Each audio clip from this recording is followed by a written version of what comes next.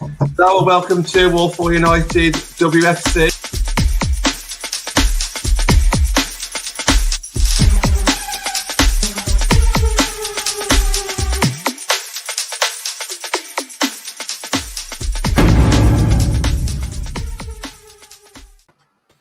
Hello and welcome to Walpole United with me, John Foster, MUFC. Another exciting show today, only 1 month away from January transfer window.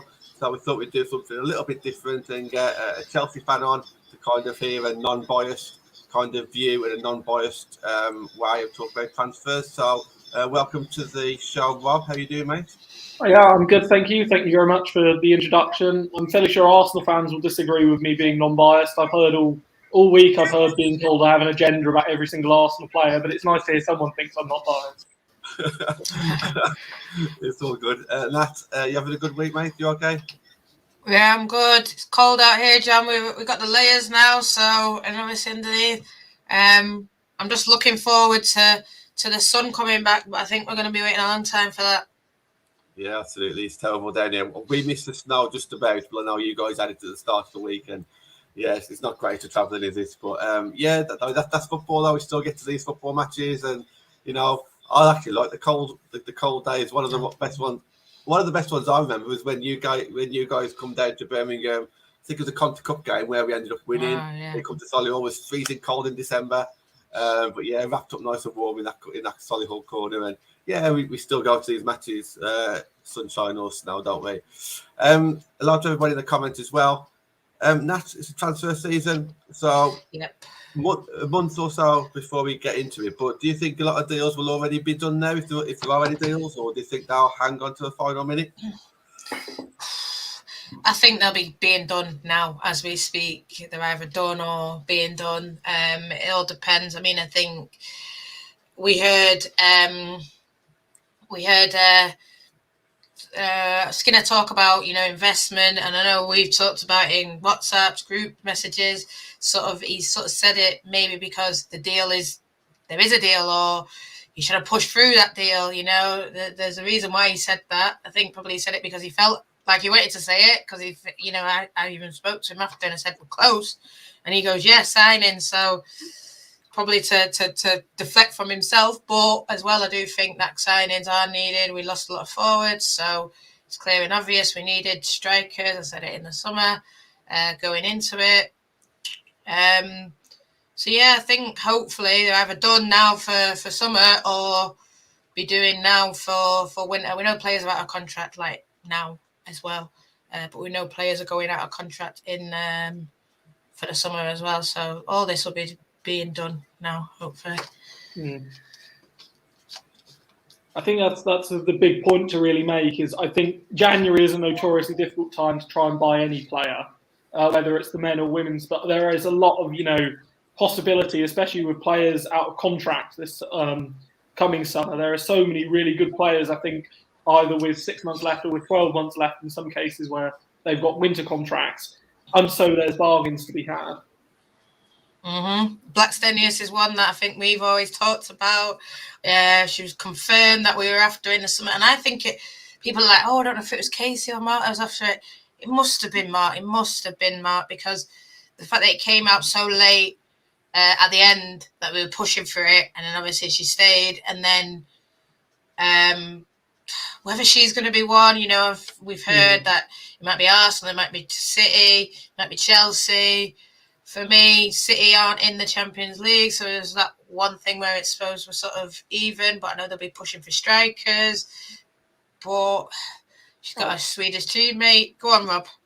I mean, I was going to say, I don't think Chelsea need any more strikers. I know Emma Hayes, loves bringing in an unnecessary centre forward. We've seen that plenty of times before, but I somehow don't think Blackstenius is going to be popping up at Chelsea. In terms of Arsenal, it would be really interesting because I think that they obviously Miedemar is out of contract, I think, in the summer, and has shown no inclination at the moment of signing a new deal. I know Joe Montemurro, I've done that twice now this week. Jan Zijderval has come out and said, we want her to stay, but obviously I'm sure there are clubs around Europe, certainly Lyon and Barcelona, that are both thinking, if we put Miedemar in there, there's 60 goals a season, and that's quite scary. And it wouldn't surprise me if someone like Blackstenius, if they were looking at her as a replacement, because I think she's a similar mould of striker to Miedema, in sort of that sort of player that can lead the line very well and is a very, very good finisher. Yeah, I mean, I think even Tobin Heath might be, you know, it's all going on now as well in America, and she's not really played. Yes, they're in the UK still, but there was sort of that was a very short-term contract. I know Racing Louisville have a right, but they also have another international player, Fox, who's actually playing and actually wants to play for them. So why would they protect? They can only protect one as well. Why would they protect Tobin when they've got this Emily Fox? You know, so that leaves potentially Casey going there and just coming in and snapping her up on the draft. And then does she go straight away or does she go a bit later? You know, it's all these things. So I do think Arsenal is a good shout for Blackstenius. But if we have been pushing, you know, maybe this is why he's made that shout out. You know, I need investment, I need players, I need, you know, he even talked about strikers.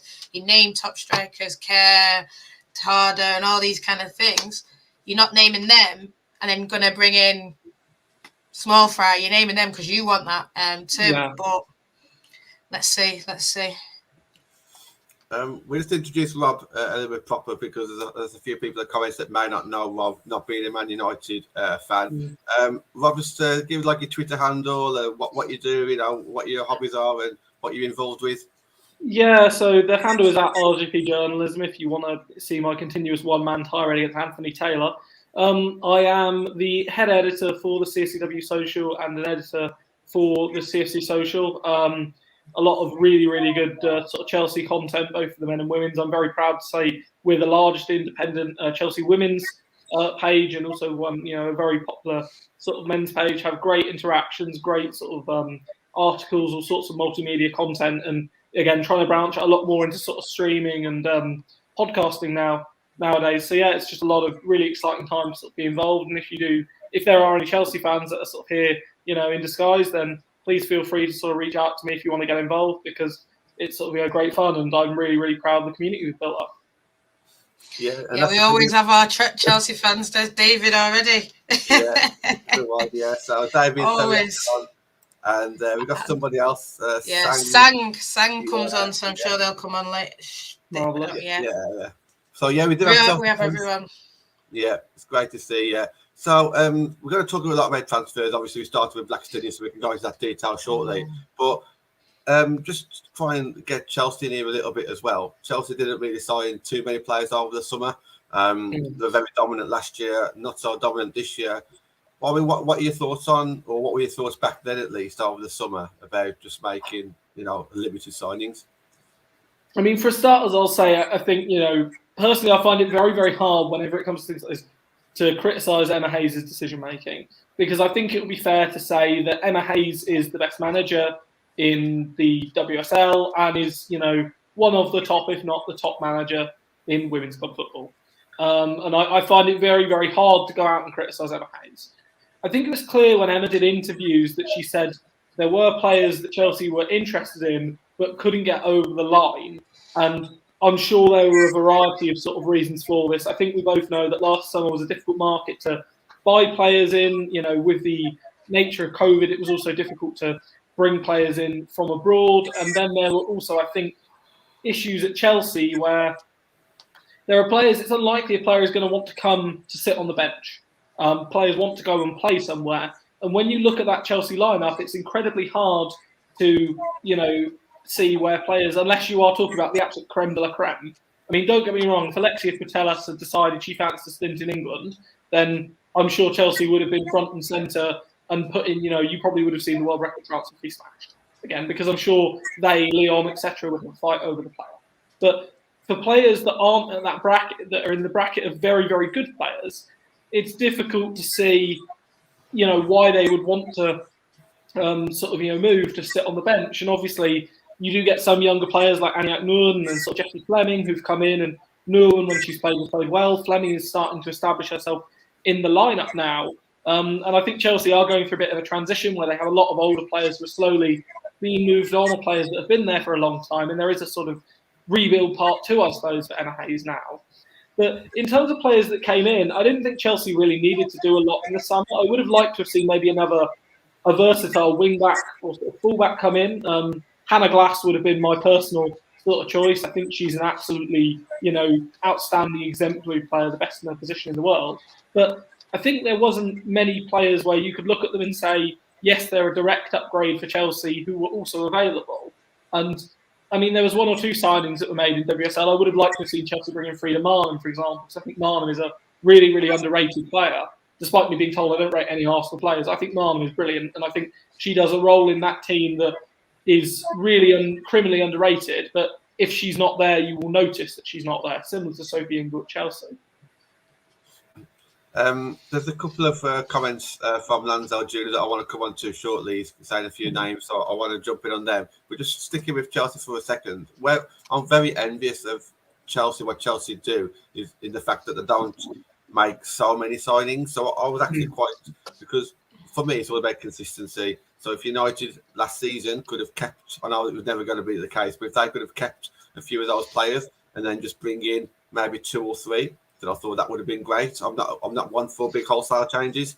I understand that the women's game is different because a lot of contracts expire and don't get renewed. I completely get that. But for me, I think teams and clubs build from strength to strength when they just make minor changes. So I do completely understand that side of things from Chelsea.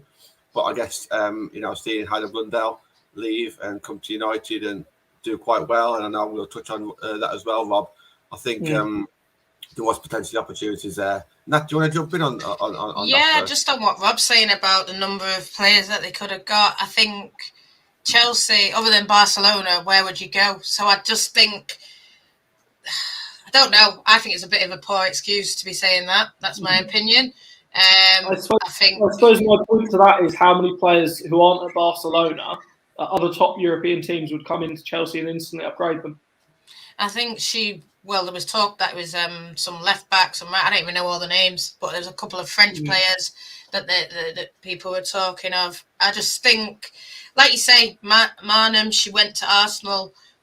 We weren't there in any of the talks, but that's another one that I think we should have got. But then I look at Bo Reese and he's not playing her, so I think, we all know about United's potential why they didn't make as many signings as they did. But then I look at Hannah Blundell, and I think, did they make a mistake in getting rid of her? You can say no, this and that. Hannah's not, but then there's I think there's a bit of both. Potentially, she wasn't playing. Why would she get in if she wasn't? But you could say, does she rotate enough, Emma? I don't know fully about Chelsea team. Obviously, Rob more than me, but I can just see, Beth England, that's one, doesn't really play as much. So, why didn't she play as much? She comes in, scores a lot of goals. It's just sort of little things like that. I mean, I know me and you, Rob, have talked about, and I think she was smart in it though, Maya Letizia staying at Brighton, but everyone was after her, everyone. And, maybe, I look at LJ now, and I think I said about LJ, she's not going to play. She's back, apparently. But how long for? And I know it's different, the attack to the defence. But that's what I was worried about when LJ went. This was even before. This was just when it was rumours, when it was whispers. I was thinking, how much is she actually going to play out there? She needs to play to be thinking of, Euros and all that kind of thing. There's people of her level that went out and played in the under-19 tournament, and they're now sort of in and around the squad regularly. I even look at someone like, who doesn't play again, Niamh Charles. I saw her playing it under 21s just before lockdown, and she was amazing. And then she went to Chelsea. Bearing in mind she's converted her somehow into a fullback, but again she doesn't play. And then you say, oh, we needed this, we needed that. Well, for me, I think play the ones that you've got. Play them. They're there. I think sure got a great under 21s as well. That's what I think. No, I do agree, and I think that's one of the big changes this season you're seeing at Chelsea is Emma Hayes is rotating a lot more. Last season, you pretty much could have nailed on the starting 11 when fully fit. This season, you can't, and even when they're fully fit, you can't do it. And I think this year is the year you actually now get a really good barometer of what the squad depth and strength is like at Chelsea. Because if it's as good as Emma Hayes wants it to be, they should be able to compete on all fronts, and we should be competing on all fronts again. personally, in terms of what they say about Hannah Blundell, James makes a good point. She got injured in a really good state of form, and then when she came back, John Anderson was playing really well last year. And it's hard to, Emma didn't rotate as much last year, as I've said. I think in Blundell's case, Blundell needed to go out and play and needed to be playing week in, week out at her age, because ultimately a career in a football is short.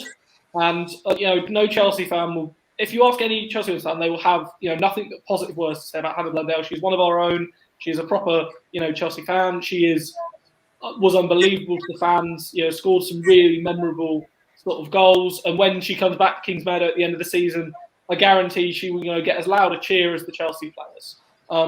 But ultimately, she needed to make that career choice. And I said there's a few players in the Chelsea squad that are getting to that crossroads where they need to make the choice of do they want to be rotation players and play in rotation, or do they want to go somewhere that maybe isn't necessarily as glamorous as a name, or potentially even is a glamorous name, just somewhere that needs them, and play them more. Someone talked about Laurie Stottier, cut her out of the team as well. And with Laurie Stottier, there was other stuff going on behind the scenes, but I don't think that was a year ago. I don't think it's important to go into that now.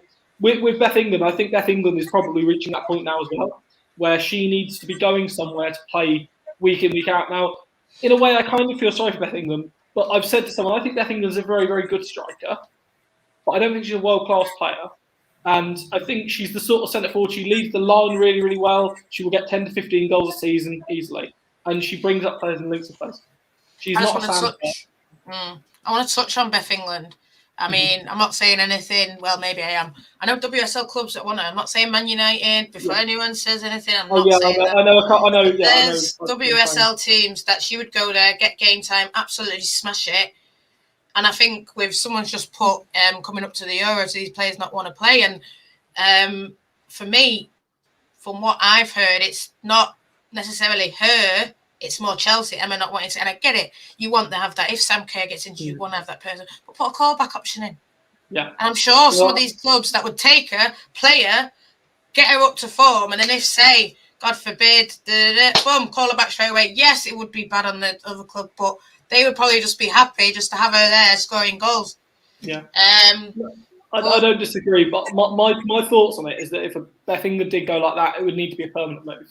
I personally, because the issue I think with loan deals, and I've said this to a couple of people, is you see situations with, and again, I'll use a men's example like Jesse Lingard, for example. Lingard did brilliantly out on loan last year at West Ham, should have made the move permanent, has now gone back and can't get a game, and it's now come back to, 6 months down the line, it's coming up to the January window, the stock has dropped massively, the value has dropped massively, and he's either going to be sold for a pittance or no one's going to meet the demands and then become a free agent in 6 months.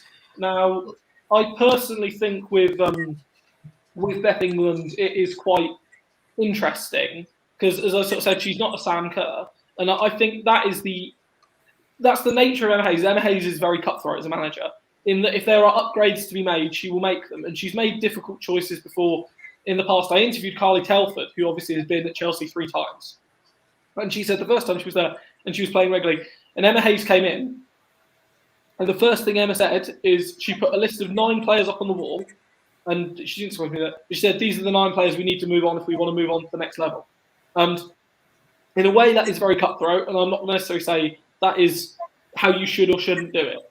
But ultimately, Emma Hayes has now become the most successful manager in WSL, one of the most successful managers. So you have to give credit to that approach. I think with Beth England, she could go to somewhere like United and do really, really well. Chelsea could get a really good fee out of it. And ultimately, they've got Sam Kerr now signed up for another 2 years and Lauren James. I think if Chelsea keeps Sam Kerr for another 2 years, the way she is adored by the fans is apparently very settled in London. There's suggestions that Christy Mewis might be looking, although her allocation rights have been traded, looking at trying to do some sort of move where she can move to London. Again, I'll admit I'm not very au fait with the NWSL and how allocation rights work and players being, not being in control of their own destinies. But I think, there's a situation potentially evolving here where Chelsea can keep Sam Kerr for longer than those 2 years. And I think, ultimately any other striker is going to look at that and say, I'm not going to come in to sit on the bench behind Sam Kerr. And even if Kerr is injured, there's still Pernilla Harder at the club at the moment. There's still Fran Kirby who can play up there. There's Lauren James. There's Rihanna Blades in the academy who's incredibly, incredibly highly rated. I mean, Chelsea have given her a pro deal recently in order to stop her, going elsewhere. So I think she needs to move on. Well, this is what I'd then say. Let her go on loan. Like you say, Jessie Lingard. Then hopefully that'll boost the chance for the Euros. Go into the Euros confident. Someone will snap her up. I think we're at a point of women's football where, I mean, God, that would look at. I can't even. Someone said she's under contract till 24, but Yeah. For me, I think if you make it a high but realistic price, someone will take it. I think Chelsea would like, if possible, to sell her to a European club as well and not sell her within the WSL. And that's why I've been told that by a couple of, like, Chelsea. With Hannah Blundell, it was a bit different in that she'd been at the club for so long, they were willing to sort of play the game a little bit, and because they wanted Lauren James Irwin to play the game. Again, Lauren, I will say Hannah Blundell was not the first player that you asked for. She was about the third player on the list because you asked for Ura Wright and the club said yes, and then she rejected you, and you asked about Beth England and the club said no, which I think ultimately is a sensible thing to do because I think her value in a just straight transfer is better. But I do think, if Chelsea have their way, they will sell players, not when they're younger players necessarily, like Alessia Russo and stuff, but they will try and sell players abroad in order to stop them becoming a threat against them. Well, that's where I think then you should let her on loan, let her have a great Euros, and then more teams will be looking at her. At the minute, it is just I don't disagree. I said this in the summer that England needed to go, and I said it in the summer. I was pretty clear on that, and I spent all summer saying to people, saying it's buts and maybes, and I said, well, even if Sam Kerr's injured, you stick Pernilla Harder up front. Pernilla Harder will score 30 goals a season because she's world class. So it's not as if there's a lack of options. Well, we said last summer that as soon as LJ goes, we automatically think of a swap deal. So when she was linked with Chelsea, we automatically think, oh, okay, so what forwards have Chelsea got? But there's two ways of looking at it. We either could have swapped a striker for a striker and then spend money on a defender, or do it the opposite way, swap a striker with a defender, so to speak, and then spend money on the striker, which is what we did with, obviously, Martha Thomas. But Beth England's definitely one that I'm sure a lot of United fans would like. That, do you want to jump in on that before I take these comments? Yeah, for me, I think, I don't know if it's common knowledge, but I'll say it. I think before Beth signed her deal at Chelsea, now that's until 2024, before she had that wonder season, Casey had pretty much agreed that she was going to come to Man United. She said no last minute, and then obviously had signed for Chelsea, then had the wonder season. So I wonder, I don't want to say is that ship sail, because obviously they went back for her because she must still be on the list. It's obviously a list, because Mark wasn't there, it's obviously a list that maybe Casey had still had an influence on.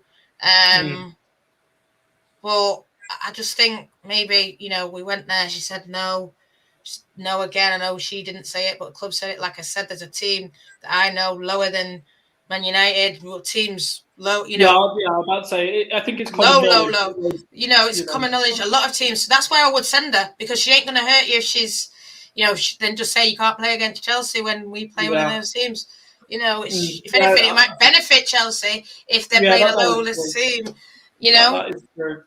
That is true. I mean, it's interesting with England because her fate could have been so much different even before that, because before she joined Chelsea, the very first time, Chelsea were meant to sign Beth Mead and had nearly everything set up, and agents scuppered that deal, and Arsenal were meant to sign Beth England way back when. And because the deals ended up getting scuppered, both club players now don't like the other club. And I'm aware Beth England has turned down a move to Arsenal before in the past, even when Chelsea have said it's on the table if you want it. And Beth Mead absolutely detests to move to Chelsea. I mean, she wouldn't move to Chelsea in a million years because of what ended up happening before. So I think there's that interesting sort of subplot behind as well. Let me jump in with some of these comments. So there's a few good ones in here. Lanzel, I think this might be your first time on the show, so thank you for jumping in. Subscribe if you are new, mate. Got some good questions from him, to be honest. So obviously we need a striker with wingers, definitely wingers. I think with Russo, I don't think that a new striker would automatically come in. Obviously, if we can get Blackstone in January, fantastic, of course. But for me, it's wingers where we're lacking, because I don't want to see Tooney keep going wide. I don't want to see Russo going wide. So if Hansen and Galton aren't performing, then I think we need someone to come in there. So yeah, I'm more of a wingers person. Nat, do you want to jump in on that one before I bring another one up? Yeah, I think what you said, and I've heard it mentioned before by not just you, other people, not just even people on this show. Oh, we got Russo, so we don't need to sign another striker. For me, that makes absolutely no sense in my head. You just heard Rob talking about they've got Care, Harder, this one, that one.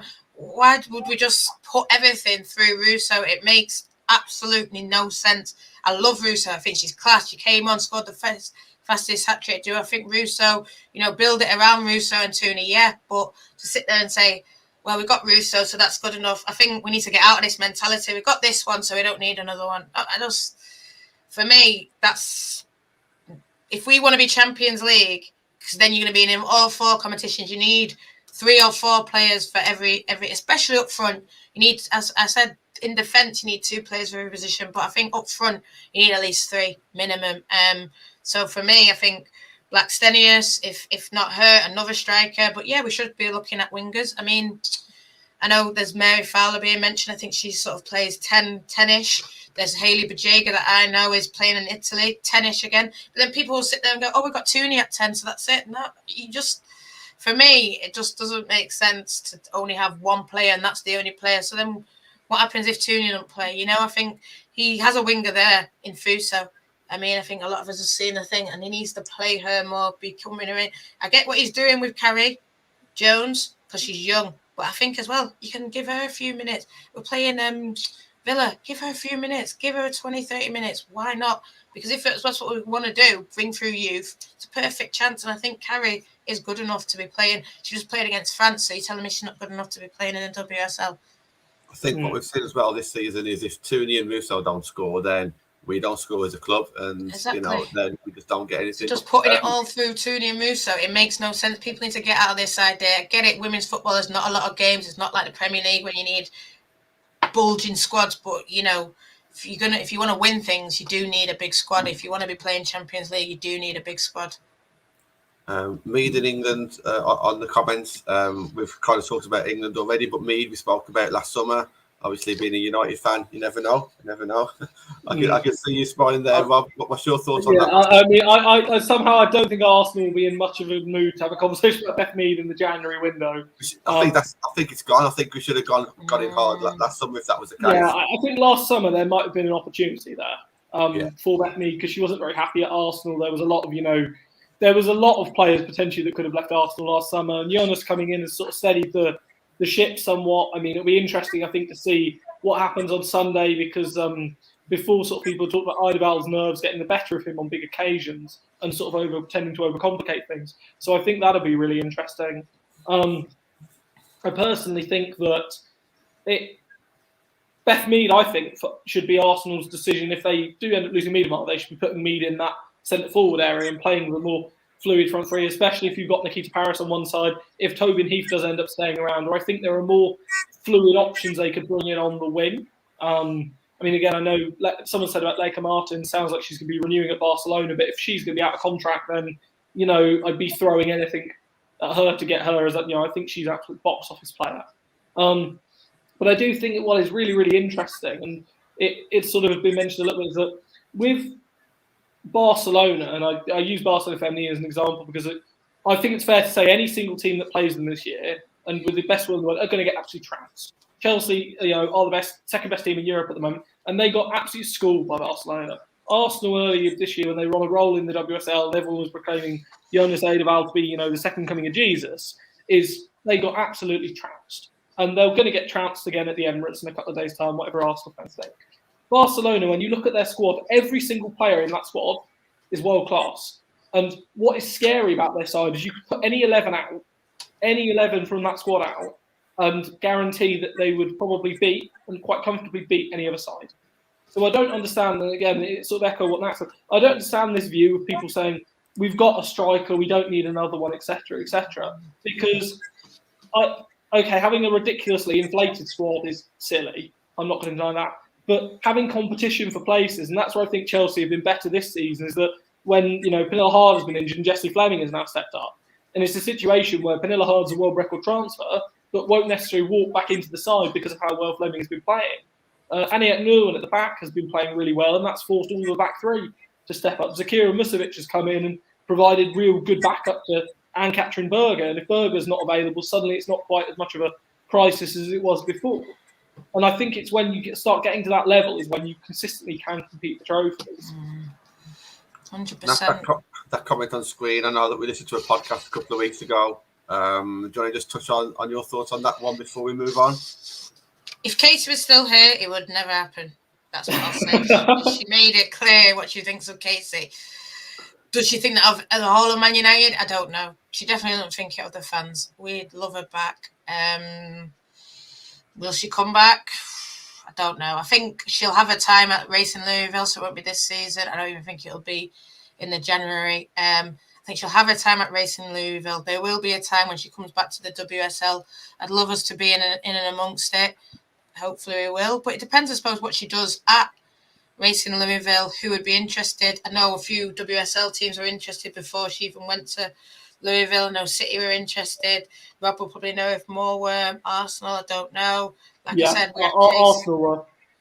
Yeah, we had Casey at the time. Probably Casey was interested, but like I say, it would be a flat no to her. Who knows? I think we're going to have to wait a couple of years.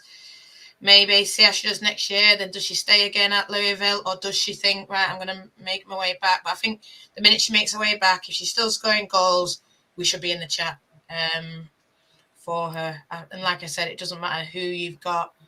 I know then I'm going to go a bit nostalgic, but I think you should at least be laying it out to bring her back. And these two names are what was discussed last week. Yeah. I love it, TJ. Thanks for tuning into that show with Ben. But yeah, these are two names that are good Australian players. Well, that's what we can bring Robin for now. So obviously, me and Nat, the whole United fan base, whether it be on Twitter or on this channel, we talk about players that we've linked with, what the journalists might mention. We speak to, maybe like yourself, Rob, we speak to journalists outside of England, and they kind of tell us who's on the move, this, that, and the other. What's your kind of thoughts on maybe who United might be after this January or the summer, or what are your thoughts on that one? I mean, United's situation is really interesting because there's a lot of names I consistently see linked, and they range from the absolute sublime to the absolute sort of ridiculous. One of them I remember seeing last summer was signing Ada Herderberg when she was in the middle of her injury rehabilitation, which immediately you can just flat out reject. But I do think it's quite interesting. I've been told by a couple of people now that Mark Skinner wants to look at bringing through a young English core. And I think you're starting to see this a bit with Toon and Russo, and also with some of the other younger players. I know he's been sort of bringing through players like Carrie Jones in through the academy. You've got Emily Ramsey out on loan as well at Birmingham. Well, I've been told she might be getting recalled because I know she's not getting as many minutes as the club would like to see her get while out on loan. There's a few names in the sort of championship that the club are looking at as sort of bargains. I know one of them is Amy Palmer, who I know was originally on your books. And, I know, Nat, you feel she never should have, been let go anyway. And I'm inclined to agree. And I believe there is a young American at Durham whose name evades me at this moment in time. But there's a lot of younger talent being looked at. And I think the interesting thing is the consistent theme I've been told is the idea is to build around Toon, Russo, and Carrie Jones, and build around three really good young players and supplement it with experience and gradually add in players that are rising stars into that, which I'm not necessarily sure in the short term is going to work, but in the longer term it could pay real dividends. So Nat, how do you think the fan base would react then to that? Because obviously if Amy Palmer came back, I think a lot of fans would probably be happy to see her back, but whether or not she'd get straight into that starting 11, I think fans would kind of be a little bit... I think the fans like us who remember from the old days would be kind of happy to see her back in the squad. But I think some of the newer fans, some of the fans from overseas, or some of the fans who have just joined this season because of Sky TV and BBC, I don't think it will be enough. And I think not just Palmer, I think, there's plenty of young English talent out there. We saw Lucy Watson play in the Championship, and who knows where she'll go, Marie Edwards, all these players. I've got a feeling that the fan base would really be divided. It just wouldn't be good enough for some people. I think someone like with Lucy Watson, I think you'd bring in. I think everyone was after Lucy Watson. I think even, was it Chelsea? I definitely saw it was United and someone else, that Amy Risky, if I've said her name right, interview sort of said, the big clubs did want her. I think City and United were after her, but obviously she went to Sheffield to actually play games, and obviously she's there as a 17-year-old, and then when she's 18, you know, it looks like she, you know, has got a choice whether she wants to stay another year till 19 at Sheffield or whether she wants to come up into the WSL kind of thing, and you can just sign her on a pro deal kind of thing. So there's not maybe pay Sheffield a bit of money. So yeah, it would be on the cheap. That I don't think they're going to get at that many on the cheap kind of players. I know obviously Amy Palmer, that's something we touched on when she left, even before she left, even when it was linked. I think she wasn't, you know, she shouldn't have. She got called back from the Sheffield loan and she never played. And then obviously COVID happened. But it was a good 3 months and she got called back to just sit on the bench kind of thing. Mm-hmm. And I hear what I've heard similar about the Rambo. They're not happy that she's not playing as many minutes. But I think it would be maybe called back and then got out on loan again. Somewhere else. Yeah. Somewhere else that's going to play her. But then, again, we talked about we've got 4 keepers on our books. Are they going to keep 4 keepers on the books? I can't see it, but who knows? For me, I think we're going to... I can't see us getting Amy Palmer back. I don't know about this Durham player because I don't want to talk about it. Young American, I know you've scouted a couple of times, but I can't remember their name at the moment. So. I think this will just be kept as a scouting thing. Maybe they'll be brought into the 21s and then called up like that, because I know, you know, Carrie sort of came in like Tara. They were in the dev squad, but they just sort of came in and then was put into the 21s. And then that's how they sort of got their call up. So I think he will do it like that, young English, because they'll get called through the devs. And we know that the under 21s devs, however you want to call them, are training up a lot. And I don't mind that. I like seeing now Chloe Williams, Saf Middleton going out on loan. That's what, you know, Jewel, whatever, that's what it's there for. That's what you want to see. You want to see 19-year-old players.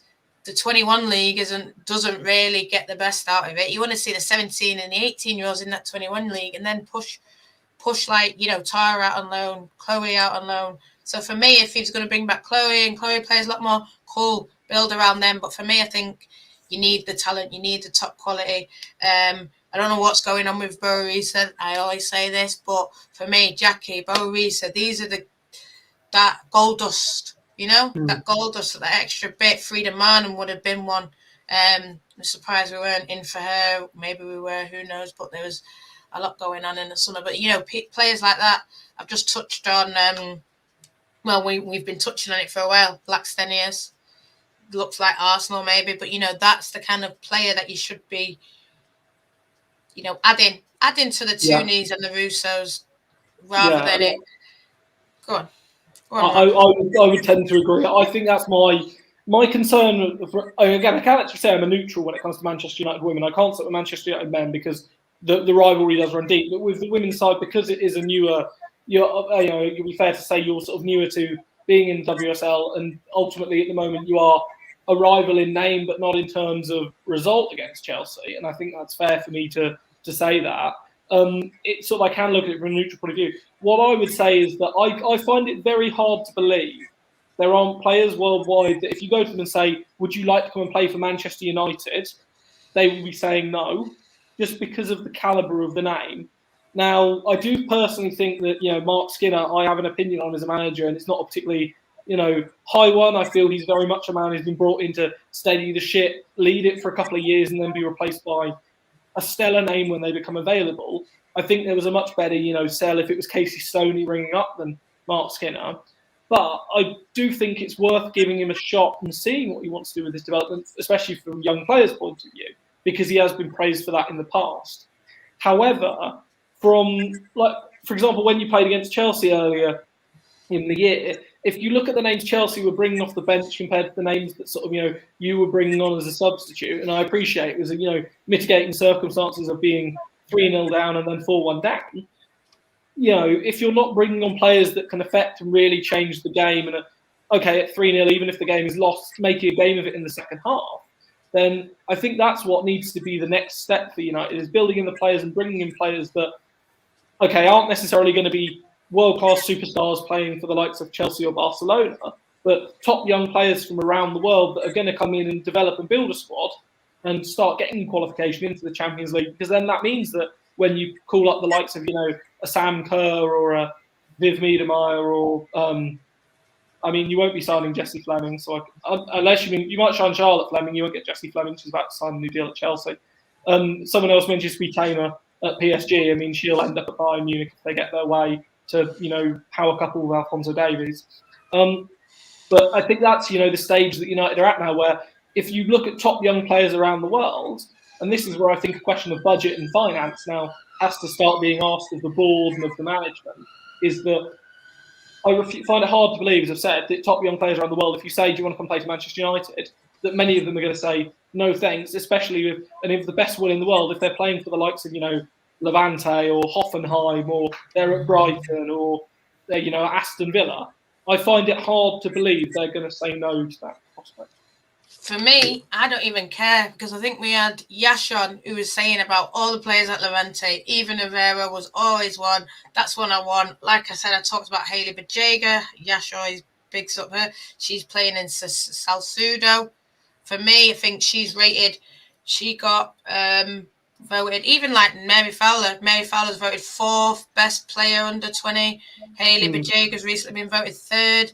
I know where Hannah Bennison of Everton voted top, but apparently it was only Everton in for her in the end. For me, I would say for me, the only thing I would say that is there's a bit of caution, because especially with people like Bennison, I know from someone that knows Bennison very well, she's found it really hard to adapt, because she came over with the big name and sort of the big reputation, and Everton have obviously had a terrible start to the season. And players, it does, whether we fans think of it, players do get affected, especially when managers get sacked. It will have affected a lot of the Everton signings that have come in. Will think Willie Kirk going is my fault, because I think Willie Kirk is a really good manager who was doing good things at Everton, and perhaps the ambitions of the board have got to a point where they outweigh the ambitions of a manager, and it's been chasing big names rather than the right name. Well, I think Willie set himself up with that, saying he was going to win the league and all this, and this is what we're going for. Yeah. And I think, like you say, it was the wrong names. Yes, it's great that they got Bennison, but you can say they probably needed more defenders over, like that. No, exactly. They're splashing the cash. Whether it's, that's what you need to do. You need to come out and brandish your checkbooks, really. Even Leicester sitting bottom, but they're splashing the cash.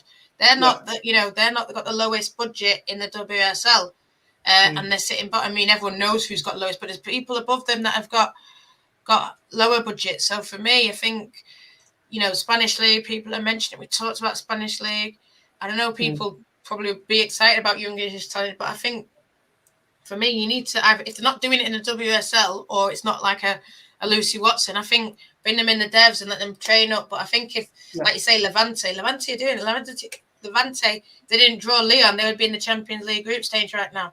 Can't sort of downplay Spanish or Italian and stuff, because if they're playing Champions League, then they are playing at the highest level, and you got to give them the shot. I think that's the big thing. I'll just sort of finish on what someone else said in terms of they agree they turn you down. If you're a young player, and this is the best one in the world, because I think they're doing a fantastic job. I think Hope Power's doing a fantastic job at Brighton. But if you're a young player, say in the Italian league, you've had a good season in Serie A Femini, and you get offers from Manchester United or Brighton to come in, I think 99 times out of 100, they're going to pick Manchester United for the name. And I think ultimately that's where I think now your board have got to. You've seen it on the men's side with the ridiculous signing this year of Ronaldo that was a complete vanity project for the board, and an attempt to pacify over, the ridiculous ESL fiasco. Now's the time to put the money where the mouth is, because let's face it, if the women's world record transfer is $250,000, I find it hard to believe in your revenue somewhere in your coffer you don't have 100K or something to put on a top striker.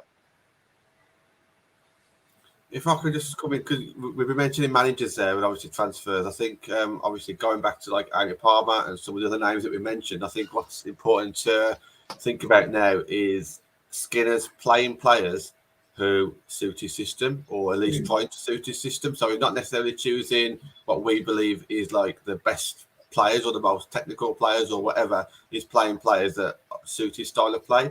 So he may bring in a player that's less profiled, but who can hopefully do a job that he wants them to do. And I think this, again, we won't see this until obviously the sign is made, they come straight into the starting 11 and we start getting higher than fourth, I guess. But I think it's going to be very interesting to see what avenue he goes down, because his style of play may suit maybe, I don't know, maybe just say for example, like a specific nationality or someone who's seen before or someone who plays that style of play in their current team. So I think it's going to be very interesting to see this. I mean, we've shouted out a few names, but I think it's going to be very interesting. Go on, Nat. I think he said, Skinner, didn't he? He said, give me 2 years, 2 transfer windows. And he said, I mean, it was written press, so maybe he means 2 summers, who knows? But for me, it means this one and then summer. And I don't think he should get don't think he should get longer, but then that's when I want to see change. If by summer we're not, by the start of next season, we're not seeing that consistency, because I mean, I've just had a little, not argument, but little disagreements about, playing out for a 1-0 draw at Spurs. What were we doing, and we know we're going to concede a goal. So why aren't we going for 2 or 3, and why aren't we attacking? And he's saying, we can't attack because of strikers. Well, there you go. Windows open, like you say, Blackstenius. There'll be other talents. Like I said, Eva's up in summer. Hayley Bajega. Yeah, they're young players, but for me, I think Eva's one of, if you talk to any Spanish person, they say Eva's the name that is going to be the next big thing for Spain. So for me, it makes sense to go out and get her. And then Honor's there. Honor's her friend. Bring more of Honor's friends. Make that's it. That's it. Make it settle. Demares, who plays for Leon, is another name that I think, why didn't we go for her? What were we thinking? But she was there on the free, and she said how Honor may help to settle. Honor said she settled really well because of her teammates. Ivana said it, and that's the thing. I think, not saying that other clubs don't. I don't know about other clubs, but I notice with our players, they always say that this team, it always makes them feel, and I think it's not script, I do think with women's football, it's actually true. I do think our squad, our unity, our togetherness is really key, and especially with welcoming in new players, I think they'll always do it. And like what Rob, I just want to touch back on something that he said. Emma came in, put 9 players on the list, said these are going to go. But I think with Man United, we have a lot of, like, a championship squad. Championship squad still there. Slowly, it's going, but that's what we're potentially going to see, and I think we're seeing it. Cycles. Last season was a hiccup potentially in where the cycle we wanted to go, but is that due to Champions League? Would we have seen better players signing if we were in that Champions League? I think that's what we know. It's the chicken and the egg. We can't sign the top until you're in that competition, and when you're in it, then it opens. We've seen Ingrid Engen go to Barcelona, hardly playing, but who wanted her? Would she have come to United if we're in the Champions League? Probably. It's one of them. Would Guru turn us down if we're in the Champions League? You don't know. I know there's more about it, and we can talk about it for ages, and probably have you back on, Rob. But I just want to talk because me and you've talked. What's your take on some of these other clubs, not just us, WSL rumours that you've been hearing? Yeah. So, I mean, the sort of 2 main ones, I think, the real big names that are out of contract in the summer are Mina Myers, who says going to Lyon, and then Lucy Bronze at Manchester City. Again, Bronze hasn't been playing recently because of her, injury. It seems to be the whole Manchester City squad seems to have been out injured at some point this season. But Bronze has got to a point now where it's near a breaking point with Gareth Taylor, seems to be the situation. And she sounds like she's pretty much told the club that it's now sort of me or the manager. And because they're, obstinate in keeping a hold of Gareth Taylor, I think she's probably looking at opportunities to go elsewhere. Certainly, I'm sure there would be clubs in European football that will consider her. I mean, it wouldn't shock me if Chelsea, if they felt the player was available, if they started, thinking about putting a contract down because of being such a world-class footballer. But I think it's really interesting that City have so many players out of contract this summer, and they've got a situation where it's a really tough year for them. I think it's fair to say. Obviously, the UWCL knocked out Real Madrid, and people didn't expect that. The Conti Cup, they're fighting for it, but I mean, that's a long slog. There's the Women's FA Cup again, but obviously, City only winning one trophy in a season is seen as failure. I think it's now fair to say that they're not going to win the WSL. I think that's now a case if it's one of Chelsea or us, and they're not even necessarily guaranteed to finish in the UWCL spot. And I think when you miss out on that, especially with players out of contract, it suddenly makes it a lot harder for them to re-sign. Now, there could be the argument that they might be looking to bring, a new manager in the summer, and they might, go and pitch them and say, bear with us for now. But if that was the case, I don't understand why you wouldn't have moved on Gareth Taylor and brought an interim in, even if it was someone just to steady the ship, because you know how unpopular things are in the dressing room at the moment. And I can say for a fact that Gareth Taylor, there's most of the dressing room don't like him. Most of the dressing room have abandoned him, and there are numerous players that would like the player to go. I mean, I've seen on social media some of them directly liking tweets about Taylor out and stuff like that, which I personally think is a bit unprofessional, but that's by the by. So I think it'll be really interesting to see what does happen with Lucy Bronze, because she's such a crown jewel and she's such a player in a position that is so hard to find world-class players in. I think for midfielders and strikers, it's easier because they're the flashy, glamorous names. But to find a true world-class fullback, I mean, if you think about them in world football, in the world of women's football, to me, the only obvious name that comes to mind is Hannah Glass, is the one who immediately springs to mind. And then I can't think of many others. The two at Barcelona are very good, but I'm not necessarily sure they're quite on the level of Hannah Glass. Kira Hamraoui at PSG, really, really good, but again, not sure she's quite on that exact same level as Bronze or Glass. And I think it's when you have a player in that position, and also the benefit from Chelsea just on the magnitude of bringing a player in from a rival and saying, look at this, we've snatched one of your star players. That can also have a big mental impact as well. Well, this brings us on nicely because obviously we spoke a lot about United. You're a Chelsea fan. Who would you kind of like to see at Chelsea that's maybe rumoured or realistic, or what are your thoughts on Chelsea? I mean, the obvious names I think is if there was a real world class left wing back or right wing back to come in with the system that we're playing at the moment, or full back in, if we sort of divert to a forward back. I mean, Glass or Hamraoui I think would both be unbelievable signings. I think there may be an option to bring in Kira Hamraoui, especially with what's happened recently at Paris Saint-Germain, sort of the mess that's. I mean, would you want to bring her in with all that's going on? Because I just think you need to add good people. I'm going to say this is one of those things, is that I try and separate the person from the sports person, and I always have, which is why I think people like Luis Suarez, for example, horrible human being but fantastic sports person. And there was a time where any club in the world would want Luis Suarez the footballer. No one would want Luis Suarez the human being. That's its own thing. So I try and always separate that, and I'm looking at Hamraoui and thinking that's a world class player that could come in. I mean, someone asked about G's contract.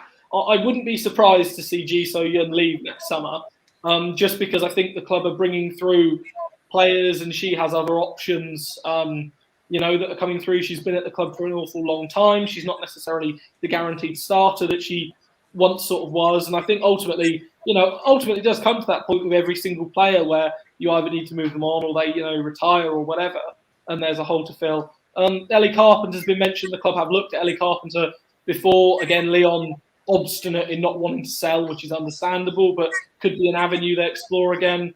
Maya Le Tissier, again, you and I know that pretty much the world and his wife were after the player, has chosen to stay at Brighton. Next summer, potentially, especially if Chelsea keep that three at the back system, I think, as an outside fullback, she can play very, very well. Someone say about G saying she wants to end her contract at Chelsea in an interview. I tend to not pay attention to what players say in interviews. I remember very, very famously a player in the men's game, I think it was Robinho, saying how excited he was to join Chelsea, and then 2 hours later holding up a Manchester City shirt. So I tend to not pay attention to whatever any managers, players say in interviews at any point whatsoever. I think Chelsea's situation in January is that it's hard to see them bringing someone in unless there's a real world-class player on offer. Now, as a complete hypothetical, if you said to me, if John Anderson and Beth England left and Chelsea could get, Hannah Glass in for a fee, then I'd say jump at it, because you can bring in a world-class sort of player. Someone asking me to talk to Emma to sign Ellie Carpenter. I'm afraid Emma's a little bit busy prepping for the prepping for the FA Cup final. But I'll certainly, let her know next time I see her at Kings Meadow. Someone questioned Hamraoui being world class. I think Hamraoui is a top player, and the thing is that you say that Hamraoui's at PSG. PSG have just won the title off Lyon, and she's been an integral part of that. I mean, if you're not a top player, you don't play for Paris Saint-Germain, whether people like it or not. A few of their players are out of contract as well in the Katoto, Baltimore. Yeah. Katoto and Sandy Baltimore's another one, actually. If an offer, an ability came away to sign her in January, I would, jump immediately at that option. Because I think she'd be in a back three system as, the wing back, she would be immense. I think she'd look absolutely immense on the right-hand side of that. Or even, you could potentially even play her on the left-hand side and have her cutting in off the right, especially if you're using Sam Kerr or Frank Kirby in that front three who likes to drift to the left anyway. But I think if Chelsea can bring in the right players, but people, I see the point. I see the point John makes about being poor at Olympique Lyonnais and not very good in Spain. But I mean, Alexia Putellas a few years ago wanted to leave Barcelona because she didn't think she was good enough, and now she's holding up the Ballon d'Or. So it's one of those where I think players do develop, and I certainly think as football fans, and I've said this in general, we are incredibly fickle, and a player can go from being world class one week to being absolutely awful the next week. And talking to players as a journalist, I've now started to get a much more of a greater appreciation of how difficult it is to be consistently good, and that's why I think that's for me is the best trait. If you ask me for one trait I could sign in a footballer, it would be consistency. If you can guarantee they're getting 7 out of 10s every single week, there will be weeks they're getting 8, 9s out of 10s, and then after they're consistent at 7 out of 10 for a year, you'll get 8 out of 10, and then 9 out of 10. And this is what you see with Chelsea men with, say, Cesar Azpilicueta. Azpilicueta rarely has a bad game because he's just built on that consistency. And if you said to someone, what's Azpilicueta's standout trait? You wouldn't have a standout trait for him besides the fact he's just, you know what you're going to get. And it's not as if he's blessed with pace or particularly good in the air or an amazing passer or a great tackler, but he's just consistent. And I think that's what the women's game doesn't value as much. That's why I think Sophie Ingle is the most underrated player in the Chelsea squad, because when Sophie Ingle is there, Chelsea look their normal self and you don't really notice her. But when she's not there, you suddenly start noticing the great big gaping hole in midfield. We are getting close to the end of the show, but there's a couple of big games on this weekend, so we'll leave the biggest game to the end. So we'll talk about the FA Cup final first. Arsenal, Chelsea, Rob. What are your thoughts going into this game? Because obviously, I think if this was 12 months ago, you'd have been absolutely, really looking forward to it, enjoying it, feeling confident. Is that the case this time around? I'm definitely looking forward to it. I think it's a cup final. I never take cup finals for granted. I've been, I'm a fan. I've seen Chelsea before in this competition lose to London Bees 3-0 before when I've been a Chelsea women's fan. So I never take cup finals for granted anymore. It's an incredible time to be a Chelsea fan, and I want to savour every moment of that. I think it'd be a great spectacle, and if there is anyone who, tickets are still available, so if you want to go along as a neutral and support it, I would really recommend doing it. It'll probably be the only ever December FA Cup final as well, so you can see a piece of history. I was part of a very long podcast, and I'll plug it at the moment, at England is Burning on Twitter, about this, covering it. And I think it'll be one of two games. I've either said it'll be a really boring, scrappy 1-0 win for one side, or both sides will come at hammer and tongs and we'll get something like a 3-3 at half time. Because I think, and I personally could see that happening, because I think Emma Hayes will come out, and Emma Hayes' one thing in her mind will be get revenge for what happened at the Emirates and the way Montserrat, I've done it again, Eidevall celebrated against her at the end of that game. Fair play. And again, if he's going to his first ever wins game, I hope he really enjoys it. And if it persuades it to come to Kings Meadow a bit more, all power to him. I think, from my perspective, it's a game where Chelsea come into it as, and people have hated me saying this, come into it as the underdogs because of the league situation, but people are still expecting them to win. And I think it'd be really interesting from Arsenal to see if they can cope with having that favourites tag on them, because traditionally when they've had that before, they've struggled, and that's when they've been willed to. And I did notice Emma Hayes, in her press conference, has often tried this week and when she's done stuff to try and put the pressure back onto Arsenal. And I'd have done the same to Chelsea because I think both of them feel this could be a really big game for the swing of the WSL. Because if Arsenal do win it, then they might go on and win the title. If Chelsea win it, then suddenly that game at Kingsmeadow in February looks like a winner takes all.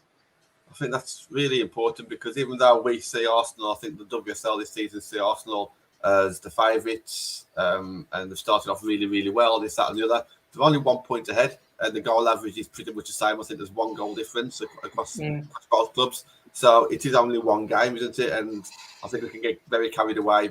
I know as United fans, we got carried away this time last season because we were top of the league. Anything could happen over a case of like 6 games, so let alone 1 game. Natalie, thoughts on the FA Cup final before we talk about United Leicester? You can flip a coin. I've got a coin here. Yeah. Flip it, and that's who could win. I think I've got Arsenal supporting friends, and they've sort of said there are a lot of injuries currently, which they do. Flip a coin, and whoever could win. I don't. Rob won't like me, but I'd rather see Arsenal win it than Chelsea. That's just my opinion. I'd rather see Arsenal win the league than Chelsea, but that's just my opinion. The next game, obviously, United, Leicester. If we win, it looks very good for the Conti Cup getting through, which will be a massive achievement. To be fair, obviously, I think it's a tough league. We've got City in there, Everton at the start of the season. We all thought, Everton, fantastic players coming in, this, that, and the other. They haven't quite performed. Going away to Durham is always going to be hard. And Leicester at the start of the season, we thought, bigger things from Leicester. So I think that was a tough group at the start. It's not quite worked out that way. But go on, Nat. Yeah, I think it worked. I think it was a simpler group without City in it. Then once City got knocked out, I think everyone was worried. And then I think the way we started it, no disrespect, we should have beaten Durham. And I think that's what sort of I thought, we're out of it. And then I think we went into that City game in poor form. I expected City to win. I'm not going to lie. I did think, but we came out, we put in a performance. We were up for it. We wanted it more. And I think we now look like, I think someone was saying if we win this, then we're top. And I don't really think they can beat us as long as we win pretty much all our games. But this is where I'm now worried. We need to win. There's no kind of get a draw, get a point. It's win. And I think once we're in the quarters, I know it's when Chelsea and Arsenal drop in, but as well, there's other teams there that you can easily look at, getting points. I think Liverpool are going to win their group, so they could go through. There's other, I don't even know, London City Lionesses, Spurs. There's teams that we could draw in that, and then it's 3 games and then you're in a final. 3 games you've won it. So I think us winning it, or at least getting to a final, will do massive things. So for me, I think. Obviously, it's United channel, so we're going to say it's bigger. But I just think for our fan, it is massive game for me, because I think if we, like I said, get to the semis, get to the final, it's going to do good things for us. And see it out and win the game. Yeah, Rob, just your thoughts on Man United. And so obviously, I mean, I think a good point there is in terms of winning trophies. It's a great habit to get into, being in finals and winning trophies. And I think the first hurdle is always the hardest of getting to one. But then once you've done that and you've been there, and that's why I think with the next UWCL final, I think when Chelsea next get to that, they'll win it. Because I think the first final they were spooked in the same way Barcelona was spooked in their first final and got trashed by Lyon. And when you get to that and you have the occasion, you've been there and done that, and you've got players that, have been there and know the score, it becomes so much easier. Should beat Leicester quite comfortably. The injury to Lavelle, the goalkeeper, is crippling sort of for them. It should be a case of how many you put past them, really. But I do hope Leicester actually stay up over Birmingham, purely because Leicester are going the right way and actually want to, acknowledge the great work of the women's squad, rather than Birmingham, where the owner is just poison. I think it's an interesting way to end the show there. we are going to wrap it up now. It's been just over an hour. Rob, thank you very much for coming on. Really appreciate it. Heard some good stories there, and obviously I hope you come back maybe after Christmas and during the transfer window. That'll be really good. Rob, do you want to just shout out your socials again, just in case people missed it at the start of the show? Yeah, so at RGP Journalism, and if you want more general Chelsea women's stuff, it's at CFCW Social. Awesome, thank you very much, Rob. Tomorrow, slightly different. It won't be the fans forum with myself and Andy. Me and Nat and a few of the others are going in for a bit of a Christmas meal. If you can get a couple of live tweets or live YouTube show out, then we will do, but we want to kind of enjoy ourselves as well while we're up there. But we are back as normal on Saturday with a Saturday Night Live, and obviously live at the match on Sunday. So plenty to look forward to on the channel.